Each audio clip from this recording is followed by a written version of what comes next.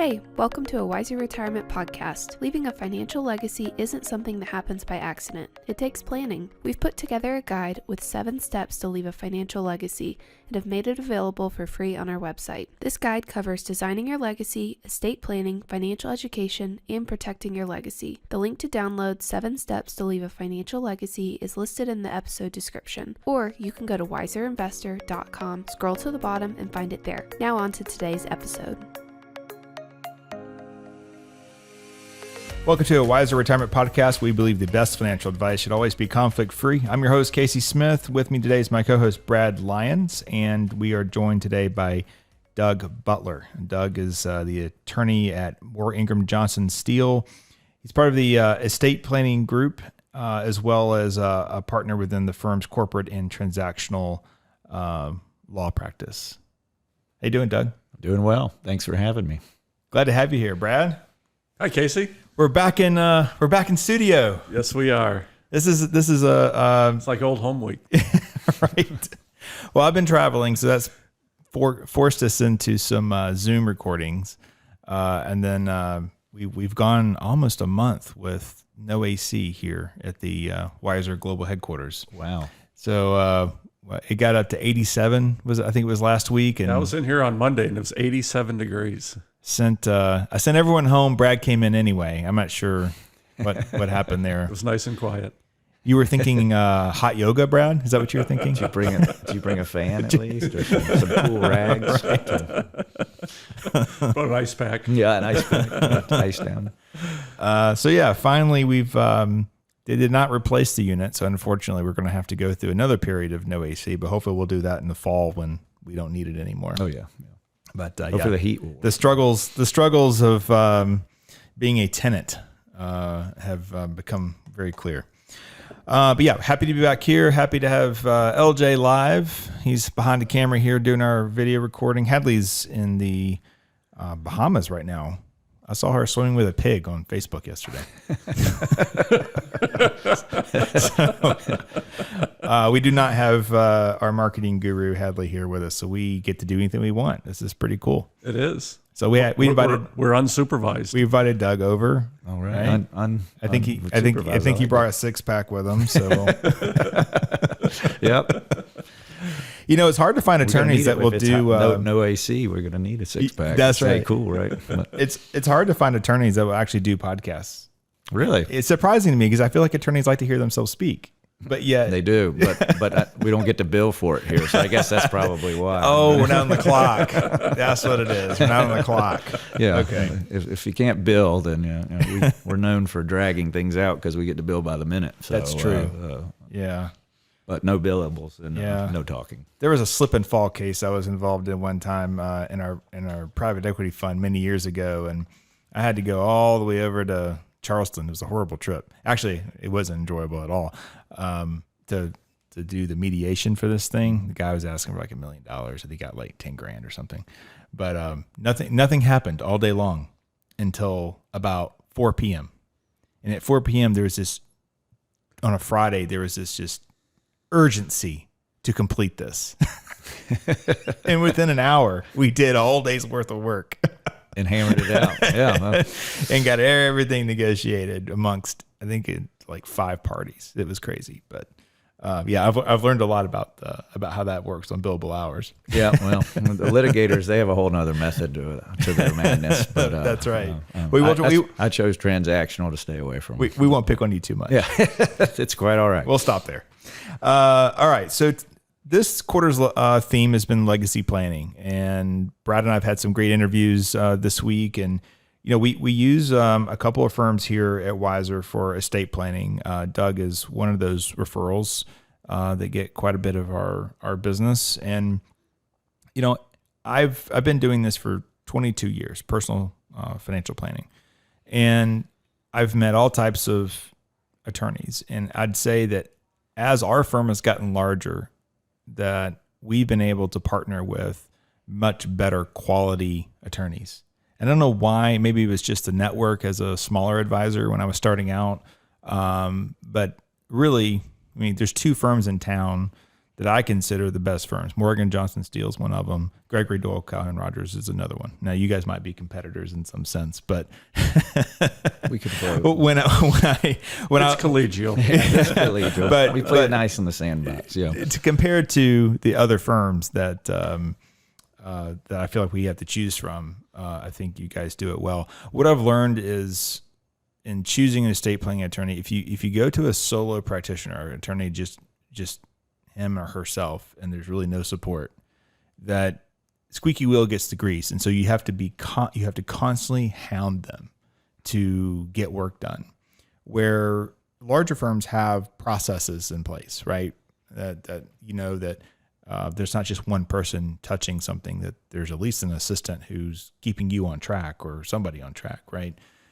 So it's important when you think about legacy planning. A part of that is just the nuts and bolts of how do we pass this business on to the next generation? How do we pass our wealth on to the next generation? The farm, the land, the house, whatever, right? And so I wanted to cover today is, how do we choose an estate planning attorney?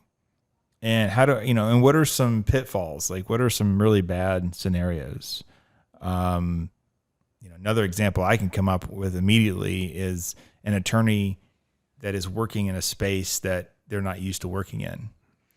Some of our clients will say, "Oh, I know my son-in-law is an attorney. He'll take care of this for me." Oh, what does he do? He does adoptions. Right. It's like, he probably doesn't know a whole lot about how to transfer $10 million to the next generation, Mm-hmm. Absolutely. Yeah. So we what are some of your trials and tribulations in that? Or suggestions? Sure. Yeah. Well, first of all, thank you for the kind words you said about our firm. And I think, what I suggest folks to look for when they're looking for an estate planning attorney or one of the more important things is exactly what you touched on: having the resources, having the infrastructure to be able to handle what's needing to be done. Do they have the expertise in that? I have family members that call me all throughout the country asking me, like, I got a speeding ticket, can you help me? I'm like, I don't do criminal, and I don't practice in Washington State. So just because I'm an attorney doesn't mean that I know everything. I have a specialty that I focus on.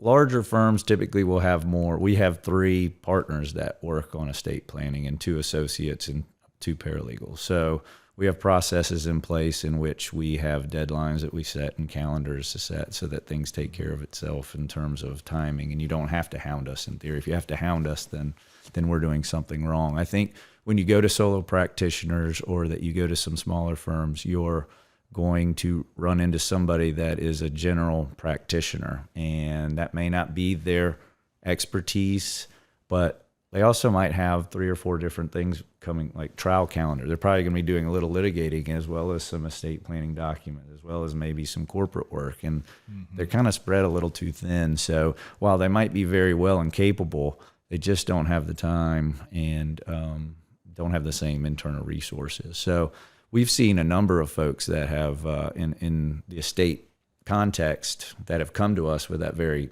scenario. He was a great guy, met him in a networking group, great guy, friend of my brother-in-law's, something to that effect.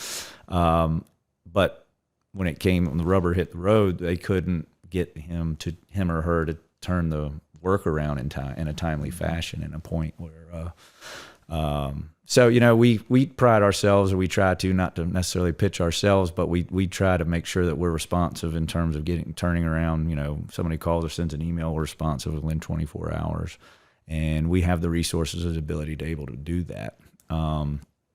So that's kind of the differences between some of the solo practitioners or some smaller groups and a larger type group. You can see that on the websites too. If you go to a website and it has about us, and there's 2 faces, and then they do 20 things, Right.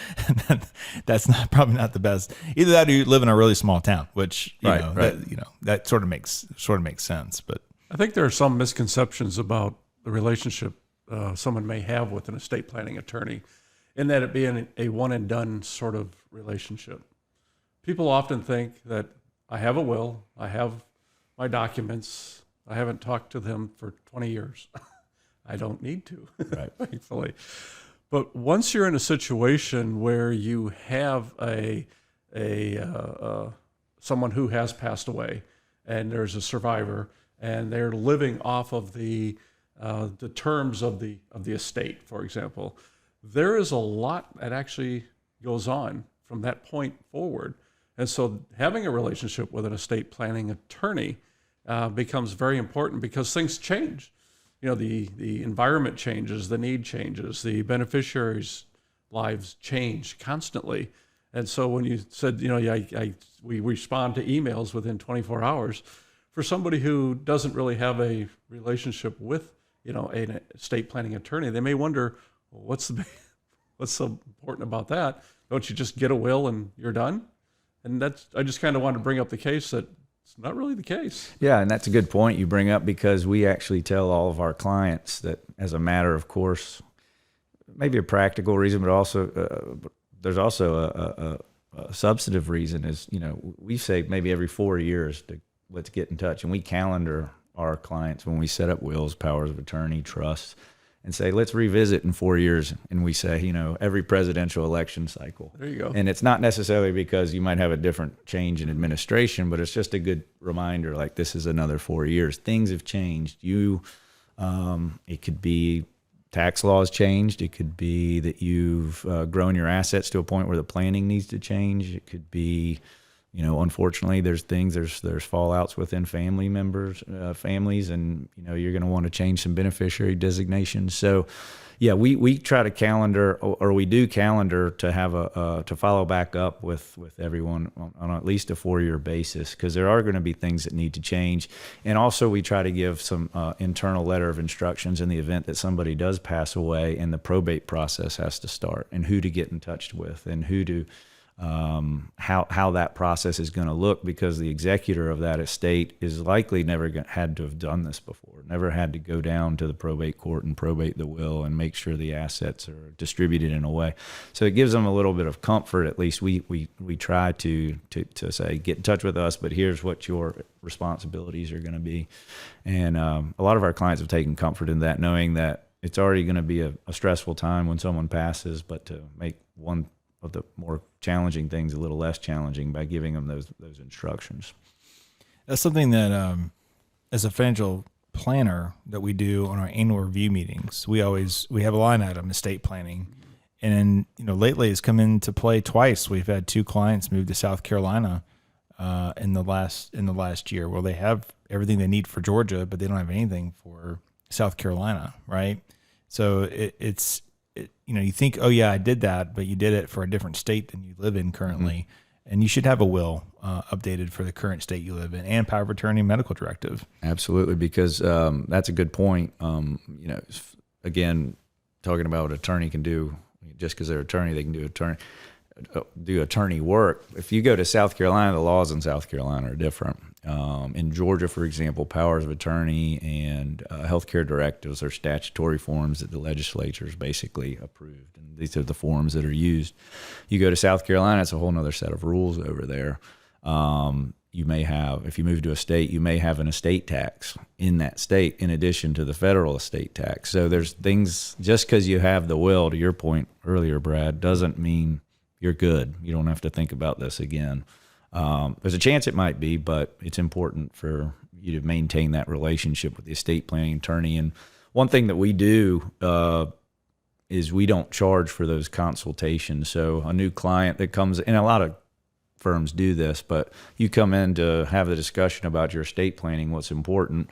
We'll have that initial consultation, hour and a half, and it's no charge, because we get a sense of what you're looking for, what your objectives are, seeing if or B, if there's any sort of a personality conflict, or if this is going to work or not. And then we make a decision if you want to go forward at that point. We do that when we do the 4-year renewal as well. We'll see what's changed, what hasn't changed. Do we need to make any changes? If not, then you don't owe us any money. But we did and that's another way to kind of engender that relationship going forward with your estate planning attorney. And I think that's something to look for, whether it's with us or if this is another part of the country. those types of attributes in an estate planning attorney are important because it is more than just a transaction. It should be part of your team, part of your planning, part of your family's wealth planning and asset transfer. If you, let's say you live in multiple states, so you have a home in Florida, you have a home in Georgia, or home in South Carolina, home here. Should you be carrying power of attorney and medical directive for each state? If you're, will wise, you have a domicile. So let's say Georgia's the domicile, but you're in Florida or another state 6 months, 5 months out of the year. Is it that important to have that, or is it the state that you live in good enough? The state you live in is typically good enough. We don't typically do multiple states in that regard. So okay, but it is important when you have in that scenario you're going to have assets in multiple states, and typically to avoid probate in some of the more challenging states, say Florida, you'd want to maybe put some of those assets in a revocable trust, which avoids probate, and the terms of the trust dictate you don't have to go to probate. Florida probate's very challenging. It can be expensive. You have to use a local Florida attorney to go through probate, and you've got to pay for it. Georgia here is typically pretty easy. It has been historically. However, post-COVID here in Cobb County especially, it's been there's just been delays. And so sometimes, probating an estate normally maybe take 6-7 months. Now sometimes we're seeing it's taking a year and a half, 2 years. So we're seeing folks, some trends, like we were talking about earlier, Brad, some trends is we're suggesting maybe consider doing a revocable trust here in Georgia just to avoid any delays from the probate process that we're seeing from COVID. And some folks that unfortunately, come to us say, I've got some bad, terminal diagnoses. We're suggesting that because maybe this will fix itself over the long run, but right now in the short run, we're seeing some delays that it's just one less thing for your loved ones to have to worry about, knowing that they don't have to probate and you're going to probate, you're going to put the assets in the trust that are the most substantial, the things that you don't want to. It would be a challenge to live without, maybe not your cars or like belongings, but house, property, other, things like that. That is one thing that we see on almost a recurring basis where clients will have gone to an attorney and set up a trust, but then don't transfer the assets into it. We see that all the time. Don't we though? Yeah. And, it's just the follow through, or I suppose, or that now the work is turned over to them as to how to do it. They don't understand it. They don't understand it. They don't necessarily see the value of it. And here you bring up a very good point. That it's to avoid probate. When probate process has slowed down through efforts at the probate court level.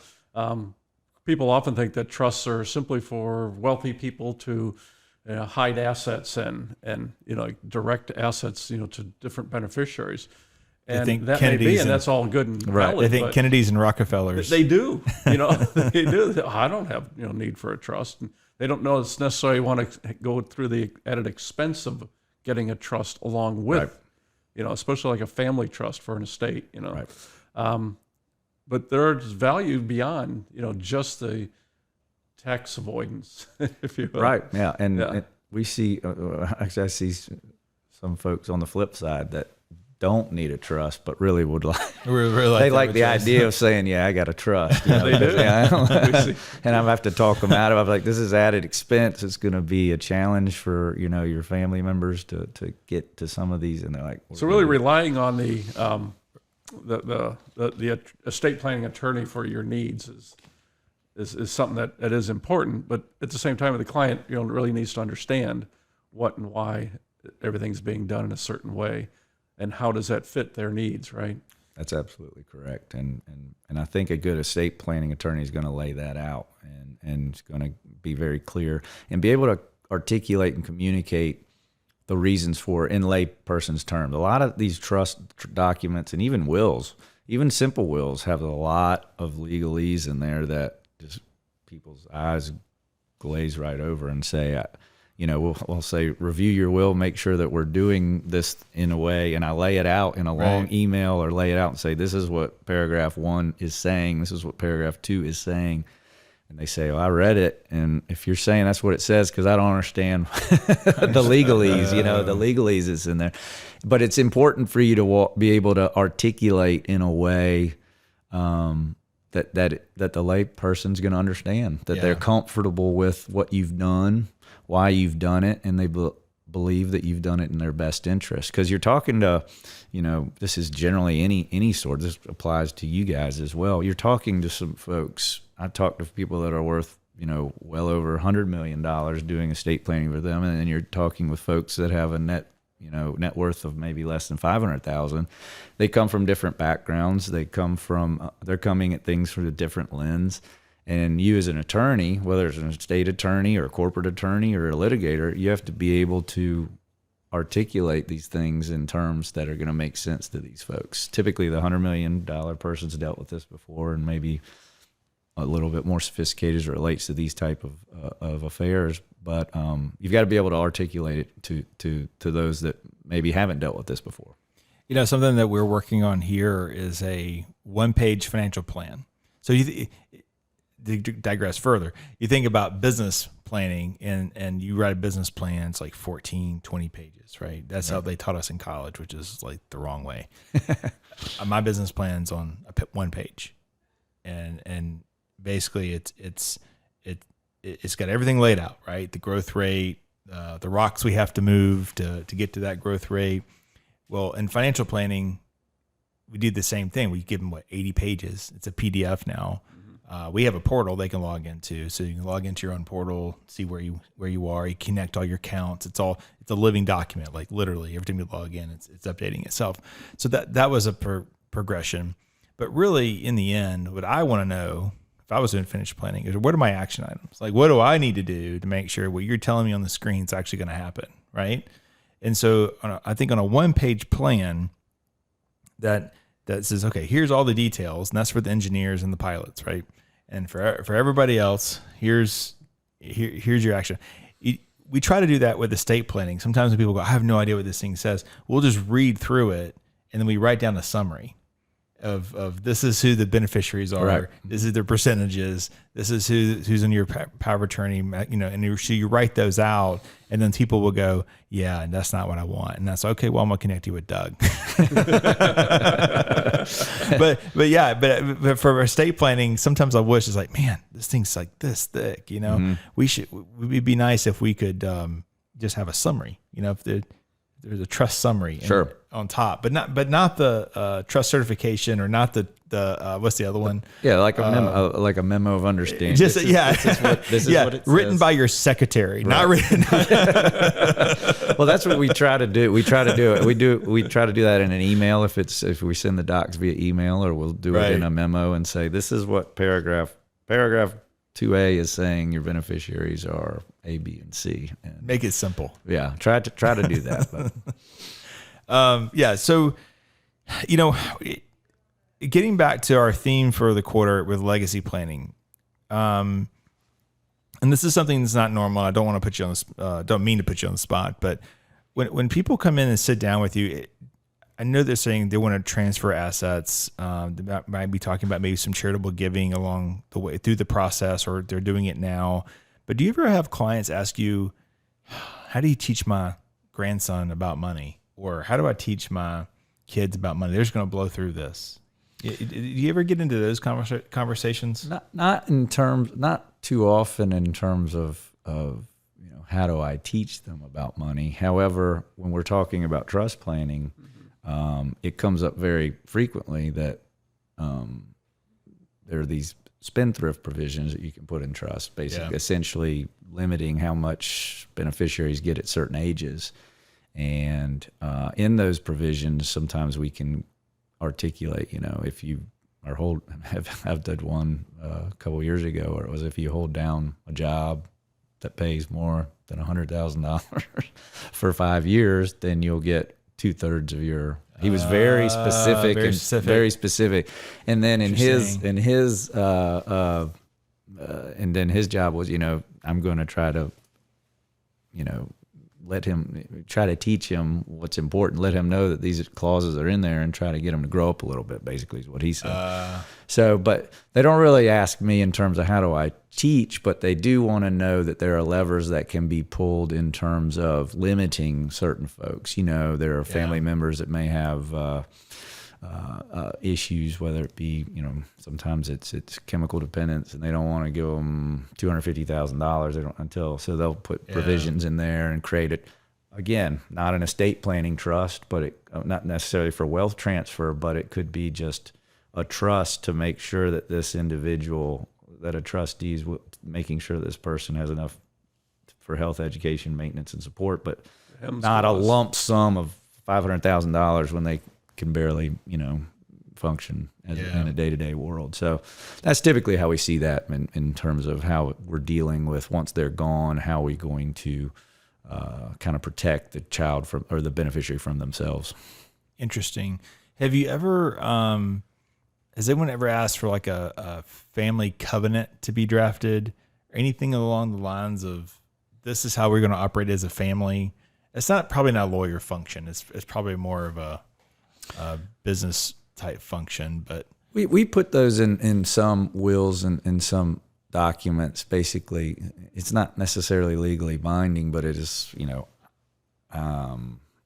almost like a mission statement. It's a mission statement. That's a good way to put it. I'm working on one right now, actually, where a gentleman that has no children, but he goes on a fishing trip with his 5 best friends every year. And he says, if I pass away, I want X amount of dollars to go to these guys for the fishing trip. And I said, it's not, they can really do what they want legally with the money, right? But he's going to have it written and he's going to add his own verb, he's going to write a funny, heartfelt part of the will that will attach to the will. Will attach a piece of paper, just like the movies. Yeah, and he's going to say, this is what it's for, and this is what it's meant to me for so long, and this is the X amount of dollars, and I want you guys to keep going on these trips with me. So, again, not so much legally binding. You get the cash, you get the cash. If you want it to be legally binding, you'd have to put it in a trust and have a trustee, dictate when it can be, which would be very expensive and just unwieldy. Fishing trip would get real expensive. Unwieldy, yeah. So, but that to your point, yes, we see things like that where you're putting in a mission statement, or this is what my intentions are, this is what I want it used for.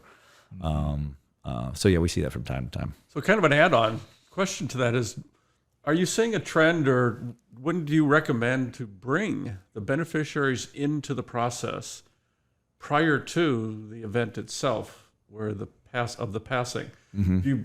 Are we seeing more of that? Because it's always been a very private thing. Agreed. And I've seen it both ways. I see it from one extreme of, it's my money, I don't want them, I made all the money, they'll get what they get. If there's any left, great. I mean, the best estate plan is, the joke in the estate plan is, the best estate plan is to spend all the money yourself, right? There's no issue. Yeah. But so sometimes they don't want it. And I guess it's just depending on how they feel with their children or their beneficiaries are going to do with the money. I think those that they find responsible, they'll let them know. Older generation still keeps it pretty private. Younger generation, I've seen bring the beneficiaries in and explain exactly what's going to happen, because they see that they want them to know in the event something happens, who to get in touch with and what's supposed to happen, not just be surprised and have no idea as to what things were going to occur. So I'd say now, to answer your question, I think in my practice, and maybe because I'm on the younger side of things, I see most folks bringing in the beneficiaries and at least explaining, you're going to be the executor, you're going to be the trustee. I get a lot lately where they're like, but if I name this person the trustee and not her sister, then they'll get hurt. So I'm going to have a conversation with them and let them know, see what makes the most sense. So I think it's opening up a little bit in that regard. But you still see some that say, it's none of their business. I made all the money. They'll get what they get, and they'll figure it out when we pass. I met with someone recently that seems to have like a family history of sisters just not getting along, and one sister had sued the other sister over an estate that was very clear 50-50, but she didn't believe any of the numbers that were put in front of her, and so the whole thing got litigated over a couple of years.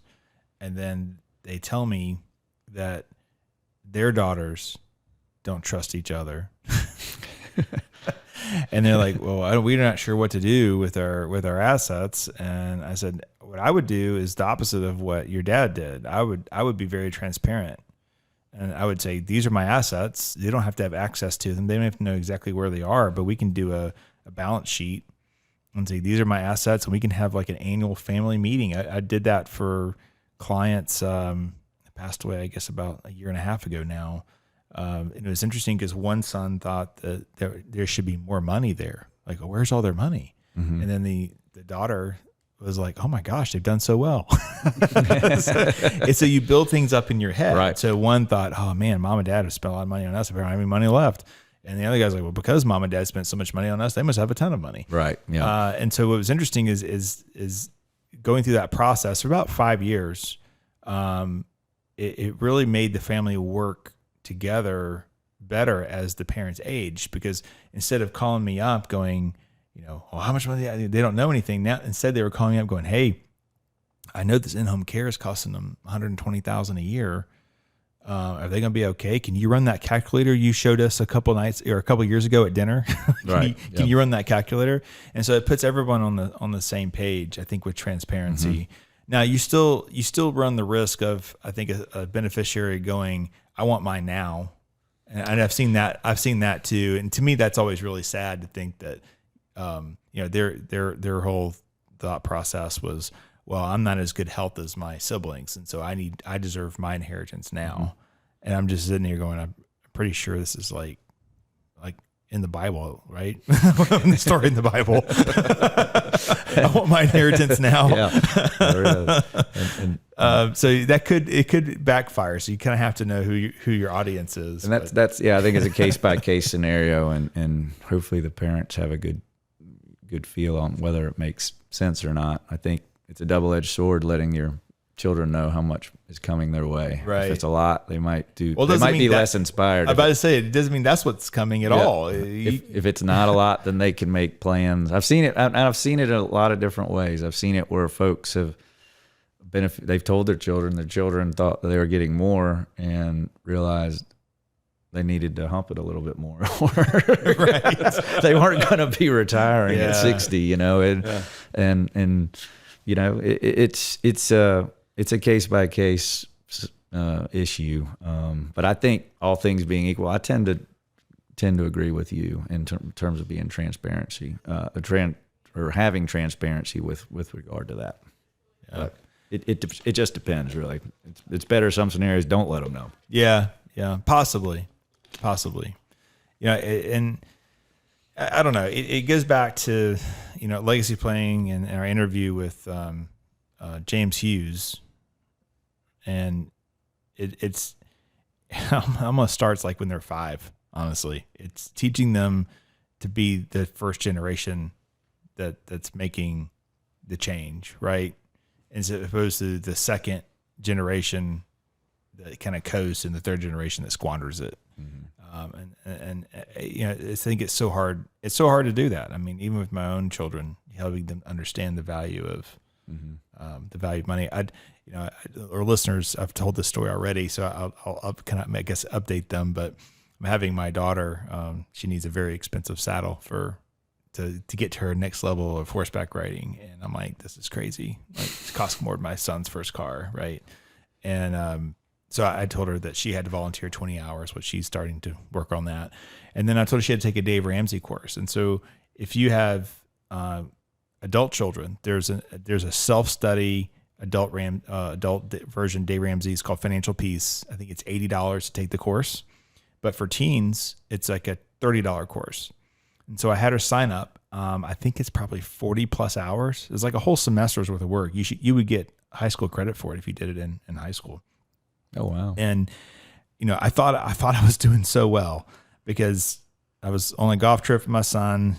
I was checking in on her. She went away for about a month to a friend's farm, and she called me. She's like, I've been watching these videos and reading the PDFs that are part of the class. And she goes, did you know the first debt was in 1917 with General Motors, when they started to tried to sell more cars than Ford, they allowed people to borrow, and Mr. Ford was totally against it, and he wasn't willing. He didn't think people should borrow money to buy a car. If you can't afford to pay cash, you couldn't buy it.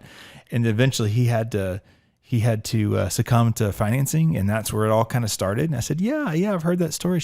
And I'm thinking, oh, great. She's like, I didn't know that. And then she immediately switches into, why do I have to know this stuff? I don't understand the purpose of any of this stuff. I was like, oh, why don't we just get a loan? So close. I was so close.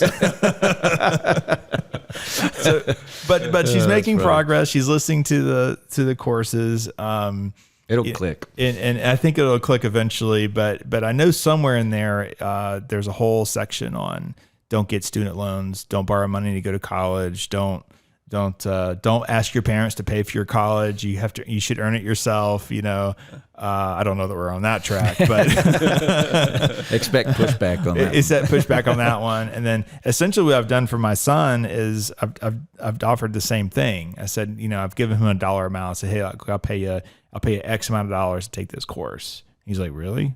And I was like, well, essentially your sister's getting the same thing in the equivalent in a partial of credit for a saddle that she needs to go to the next level so she doesn't fall off. And he's like, yeah, I'll do that. We'll see if he actually does it. It's going to be a requirement at some point. At some point, the dollar value is going to come down, right, and the pain's going to go up. But sure. I think Dave Ramsey has great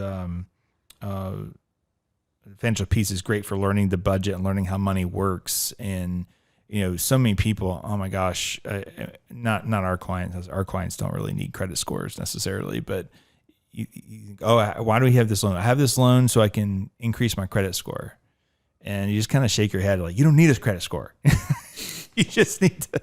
Right. You need to stay debt free. You'll still get a mortgage. Like almost anybody can get a mortgage, right? They've made that really super easy. But no, you don't need to escalate it. I think the average car price I saw was, or not car price, but the car payment was around $680 now, with this big increase. So now it's $680, but that's one car. So if you have two cars, which most people do, they're paying over $1,300 a month in car loans. My goodness. That's insane. Brad, your first house probably didn't cost you $1,300 a month. It probably did. I love that house. But yeah, so I think it's part of, you only do so much in nuts and bolts of what you do to change the next generation. It really takes someone in the family nurturing and educating children, and then the next generation about investing and about just being good with the dollar, right? So it's as I always tell people, you make all the mistakes in your 20s, you realize it in your 30s, and you have to pay for it. And then the time you get to your 40s, you're well underway. So if we can get a generation that can get it right in their 20s, right? Yeah, those are multimillionaires. Yeah, exactly right. Easily. I think that's right. Yeah, easily. Yeah. So. Anything else you want to add? No, I mean, I think I want to throw a topic out there. Sure. Our wills are kind of like our last communication we have with our beneficiaries and our loved ones, aren't they? In a sense, you can make them, you can customize them to be that way, in a sense, I suppose. Mm-hmm. So it's really an opportunity. People may think of it as something that's awful, that they don't want to do, but they're missing the concept of it's an opportunity to have your last words with your beneficiaries. It's not just how to divvy up the pie, okay? This is the pie, and this is for you, right? And it's an opportunity to share some thoughts and some, expressions that the deceased may have, with their beneficiaries, their wives, their spouses, their children, their grandchildren, and so on. So I would just suggest that people think of it more in terms of it's not just planning for your demise, but it's planning for what you want your legacy to be, because that's what this is all about. And how do you want to express yourself within that legacy?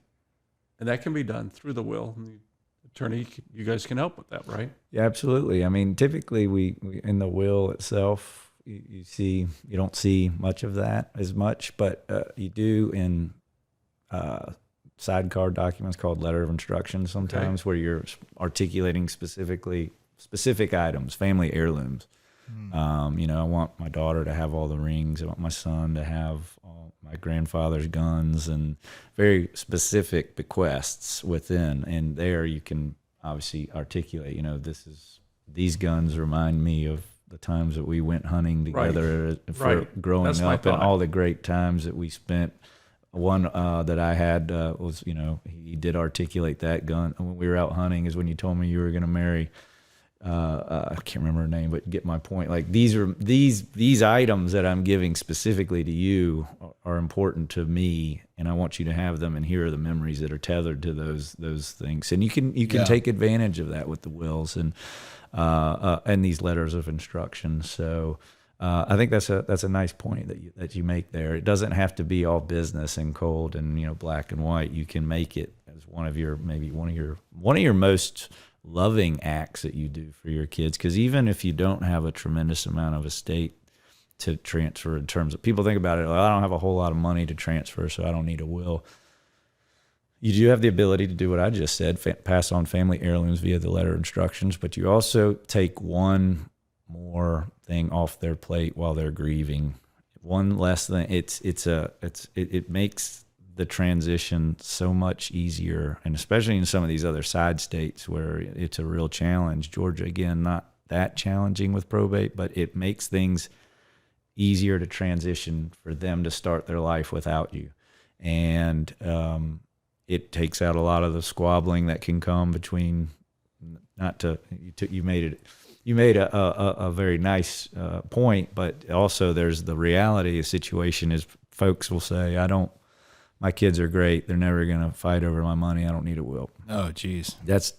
I see that go sideways more times than I'd like to talk about, because sometimes the mom and the dad are the glue that are causing the siblings not to fight. And once they pass, they're ready to go at it. Yeah, absolutely. So, they aren't fighting in front of mom and dad because they love mom and dad and don't want to upset them. But once they're gone, they're fighting, and they're going to fight over every little thing, especially, and money is the root of many, many evils. So it is a loving, while it's not anything anybody wants to talk about or think about, and there's a lot of things that I ask in the session that they're like, oh, I never thought about that. I guess I got to really think about it. If my wife predeceases, where do I want the assets to go, and in what percentage, things that they just thought it was a rote document. So there's things that have to be thought of, but it's putting in that thought and time gives you the ability to articulate, like you said, Brad, the loving letter, loving statements in the letters of instructions, but also it takes this uncomfortable process of probating and accelerates it, streamlines it, so that you can get on with the next chapter of life. And we all have to do that. So it can be a loving act, one of your last communications. That's a great way to end this podcast. If you like to hear more work with Doug, you can. His bio is linked in our show notes anywhere you listen to this podcast. We also have a couple of recent podcasts that you should listen to. Episode 116 and 117. What is generational wealth? How do you preserve it? And then also striving to leave a purposeful legacy. Reminder, you can watch this podcast on our YouTube channel, A Wiser Retirement. You can search for that right there in your YouTube search bar. Be sure to subscribe to the page so you can get updates.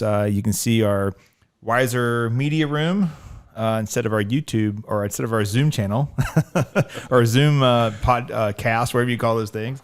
Behind me today, actually, we have a bull and a bear. I think this is their featured episode on the podcast. This was done by John Knox, local artist here in Marietta, commissioned through the DK Gallery right here on the square in Marietta. Hopefully we'll have them on a podcast for a 2-minute interview here shortly. Anyway, so yeah, take a look. And guys, enjoy the conversation. Talk to you again soon. Thanks, Brad. Thank Thanks, you. Casey. Thanks, Doug. Enjoyed it. Thanks for listening to a Wiser Retirement podcast. We hope you enjoyed today's episode. Make sure to subscribe wherever you're listening, that way you don't miss any new episodes. We would also appreciate if you could leave a rating and review. If you have any questions about anything that was discussed today, head to wiserinvestor.com and reach out. We would love to hear from you. This episode was produced and edited by Lilton Moore.